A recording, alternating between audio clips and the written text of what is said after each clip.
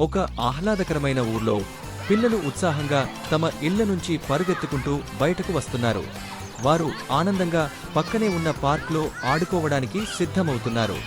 పట్టణ పార్క్లోని ఒక పెద్ద చెట్టు వద్ద పిల్లల సమూహం చేరుకుంది. కొందరు బెంచీపై కూర్చున్నారు, మరికొందరు గడ్డిమీద నిలబడి మాట్లాడుతున్నారు. ఎవరు ఏ ఆట ఆడాలి అనే విషయంపై చర్చ సాగుతోంది. దాగుడు మూతలు, పరుగు పందెం లేక పట్టుకునే ఆట? పిల్లలు దాగుడు మూతలు ఆడాలని నిర్ణయించుకున్నారు. ఒకరు చెట్టు పక్కన కళ్ళు మూసుకొని పెద్దగా లెక్క పెడుతున్నారు. మిగతా పిల్లలు చిరునవ్వులు చిందిస్తూ చెట్లు, బెంచీలు, ఆట పరికరాల వెనుక దాక్కున్నారు.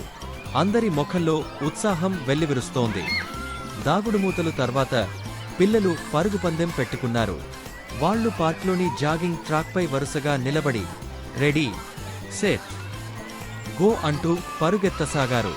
పిల్లలు తమంతట తాము బలంగా ముందుకు దూసుకుపోతూ ఆహ్లాదంగా నవ్వుకుంటూ పరుగు తీస్తున్నారు.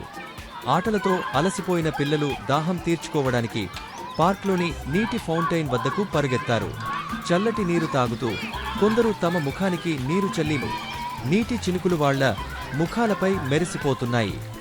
సూర్యాస్తమయం అవుతుండగా పిల్లలు పార్క్ బెంచీపై కూర్చుని స్నాక్స్ తింటూ ముచ్చట్లు చెప్పుకున్నారు.